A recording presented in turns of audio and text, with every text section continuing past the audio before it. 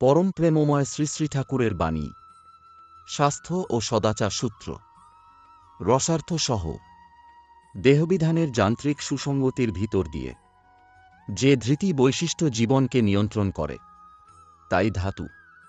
আর এই সঙ্গতির বিকার যেখানে যেমনতর, ধাতু বিকৃত ব্যাধিগ্রস্ত সেখানে তেমনতর।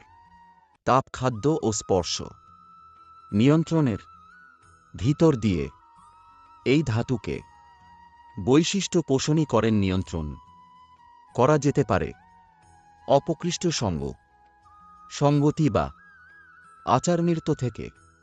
তুমি তোমার ধাতু বা বৈশিষ্ট্যকে অবিকৃত রাখতে কিছুতেই পারবে না, কারণ ওই সব অনুপ্রেরণা তোমাকে তোমার ধাতু ও স্বভাব বৈশিষ্ট্যকে বিকৃত করে তুলবে।